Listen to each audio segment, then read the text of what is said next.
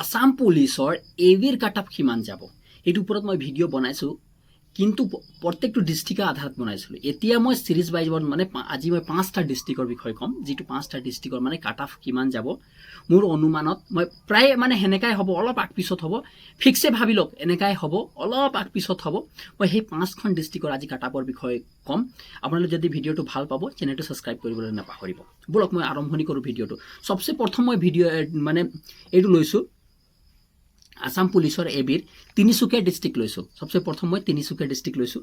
Tinsukia ডিস্ট্ৰিক্টৰ ইউআৰৰ cut off গৈছিলে এবিৰ 119.45 কিমান দেখা আছে 119.45 আৰু মোৰ মতে ইয়াত যদি আপুনি 122 প্লাস কৰি দিব পাৰে বা 122 ওচৰা-ওচৰি যদি আপুনি পাই যাব পাৰে তো মোৰ হিচাপত ফিক্স আছে আপোনাৰ আপুনি পাস কৰিবই গ্যাৰান্টি আছিল আৰু ওবিসি এমওবিসি যদি কথা ক'ব বলে যাওঁ 117.55 কিমান আছিল 117.55 হা আর যদি মোৰ মতে যদি 120 হেতি যদি পাই যায় এতিয়া যদি হেতি 120 মান যদি পায় 120 প্লাস লাগিব 120 যদি পাই যায় তেনেহলে ফিক্স আছে তেওঁলোকে পাস কৰিব এটো গ্যাৰান্টি আছে আৰু বাকি বিলাকে 2-3 নম্বৰ গেপিং কৰি ধৰি ললো বা ইমান টেনশন নাই কাৰণ বা 2 নম্বৰ বাঢ়ে কাৰবাৰ 3 নম্বৰ বাঢ়ে এটোই মিলাই লব বাকিখিনি ইমানে হয় কিন্তু ওবিসি আৰু এমওবিসি ৰেখিটা এই ইউআৰৰ অলপ আগপিছ হয় তাৰ পিছত নেক্সট ডিস্ট্ৰিক্ট বজালি ধৰি লৈছো বজালি 117.67 আছিল ইউআৰৰ আৰু মোৰ মতে এবাৰ 120 ওচৰা যদি আপুনি পাইছে 120 বা 120 ওচৰা বা 120 প্লাস যদি আপোনাৰ ওচৰত আছে তো আপুনি ফিক্স ধৰি লওক আপুনি এবাৰ পাস কৰি দিব হয়না ওবিসি আৰু এমওবিসিৰ যদি কথা পাতিব যাওঁ তে 114 আছিল 114.45 আছিল তো মই মিলাইছো 117 से 118 ভিতৰত যদি আপোনাৰ নাম্বাৰ আছে তেনেহলে আপুনি ভাবি লওক আপুনি পাস কৰিব একদম গ্যাৰান্টি আছে ফিক্স ধৰি লওক আৰু বাকিখিনিক মই কৈ দিছো এসসি এসটি বিলাকত 2-3 নম্বৰ মান যদি প্লাস যদি কাটাপত কৈ 2-3 নম্বৰ প্লাস কৰি লওক হৈ যাক আপোনালোকক ওই বাক্সা ডিস্ট্ৰিক্টৰ যদি কথা পাতিবলৈ যাওঁ তেনেহলে বাক্সা ডিস্ট্ৰিক্টৰ 118.95 আছিল 118.95 আছিল তেওঁলোকক মই ভাবিছো যে 100 যদি 122 ওচৰা যদি ইউআৰৰ পাই যায় তেনেহলে তেওঁলোকৰ ফিক্স আছে তেওঁলোকে পাস কৰিব ইউআৰ ক্যাটাগৰীত ওকে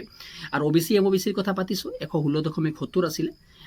মই ভাবিছো যে 120 ওচৰা যদি তুমি পাই যোৱা তেনেহলে তুমি ফিক্স ধৰিলো তুমি পাস কৰিছা বুলি একদম ফিক্স ধৰিলো আৰু তাত টেনশন লবলে নাই বা 120 ওপৰত লাগিব 120 তলতো থাকিলো হৈ যায় বাকিখিনি 2-3 নম্বৰ যদি প্লাস কৰিলো তোমালোকে হৈ যাব ওবিসি এসসি এসটি এইকিটা বাকিখিনি হা ওকে নেক্সট টু বৰপেটা ডিস্ট্ৰিক্টত যদি ধৰিবলৈ যাওঁ বৰপেটা ডিস্ট্ৰিক্ট 115.85 আছিল 115.85 আছিল তাত মই মিলাইছো 118 নম্বৰ মান যদি আপোনালোকৰ ওচৰত আহিব তো আপোনালোকে ভাবি লওক 118 নম্বৰ যদি আপুনি পাই যায় তেনেহলে আপোনালোকে ভাবি লওক যে আপুনি পাস কৰাৰ সম্ভাৱনাটো যথেষ্ট পৰিমাণে বৃদ্ধি হৈ যাব ওকে তাৰ পিছত ওবিসি এমওবিসি 110.95 আছিল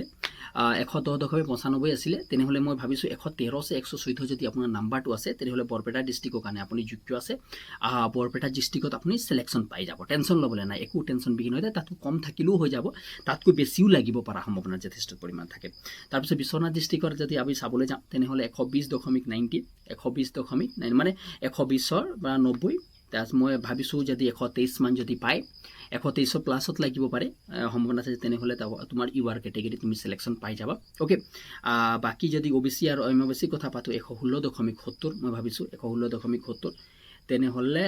আপুনি এফলে ধৰি কিনি আপুনি 119 মান যদি ওবিসিত পায় তো আপোনালোকে ফিক্স ভাবি লওক যে আপোনাৰ চাকৰিটো হোৱা সম্ভৱ যথেষ্ট পৰিমাণে আছিল এই 5টা ডিস্ট্ৰিক্টৰ মই কথা পালো আপোনালোকে কোন ডিস্ট্ৰিক্টৰ হয় কমেন্ট আপুনি কিমান নম্বৰ পাইছে কমেন্ট কৰি জনাব কালি মই আকৌ ভিডিঅ' আহিব আপোনালোকে কোন ডিস্ট্ৰিক্টৰ যিবিলাক কমেন্ট কৰি দিওক কোন ডিস্ট্ৰিক্টৰ লাগে মই কমেন্ট কৰি কালি মই সেই ডিস্ট্ৰিক্ট বিলাকৰ ওপৰত ভিডিঅ' লৈ আহিম তেতিয়ালে ধন্যবাদ ভিডিঅ'টো ভাল লাগিলে চেনেলটো একদম প্লিজ সাবস্ক্ৰাইব কৰি ল'ব ওকে তেতিয়ালে জয় আই অসম